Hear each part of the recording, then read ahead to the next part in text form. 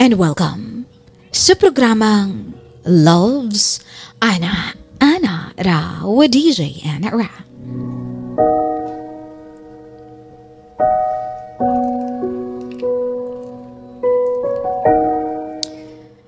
Dear DJ Ana Ra,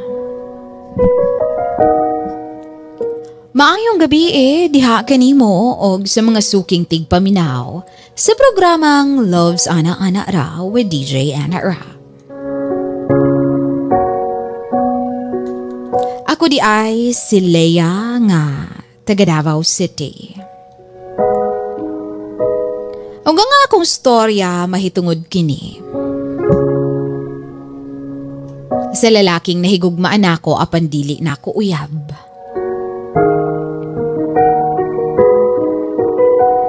At first, DJ Ana Ra, wala jud ko'y plano nga siya akong higugmaon kay ang ako alang lingaw-lingaw.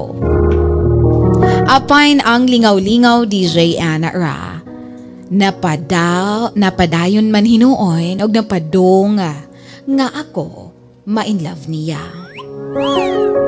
Tinuod yun di ay nga love moves in mysterious way. Pangalan nato or panganlan nato siyang si Noel. Noel was such a cute guy. Very caring, loving, and palangga ko. Permi kong hotdine og pagkaon sa ako ang trabahoan.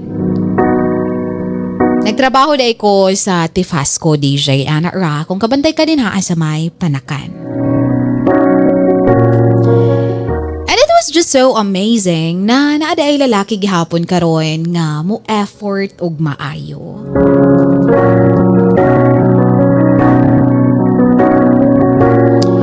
And so mo yung na-in-love ko ni Noel. And therefore, dito na ako namatikdain nga seryoso pug yun di ay si Noel na ako.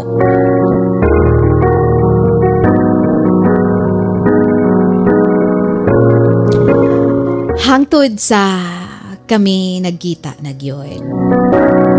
Kay una to chat-chat raman mi. Hatdan lang ko niya og pagkaon. Pero never gyud nga kaming duha formally nga nag-date or nangaon sa gawas nga kami lang duha. Sumatag ni sugot na ko kay murag nahulog na ang akong kasing-kasing diha niya DJ Ana Ra. Og didto. Grabe na akong lipaya nga murag ko gibayaw sa langit. Og didto. Nabuak ni Noel ang ako ang gumamela. Sa tinuod lang DJ Ana Ra karon ra gyud ko nakaingon nga size doesn't matter kay ang tower ni Noel diliin anak kadako pero happy ko og satisfied. And I'm so happy right now DJ Ana Ra cause 2 years after gikasal mi ni Noel og hangtod karon kami gihapon. Og ambot ba sa kadugay namong panag-uban muramag nidako na ang tower sa akong bana.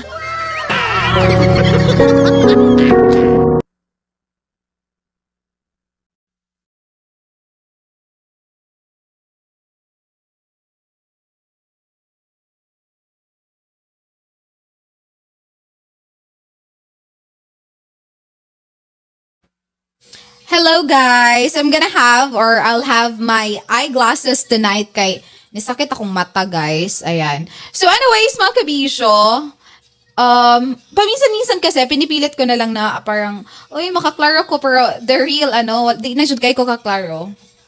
Anyways, hi Jason Duma.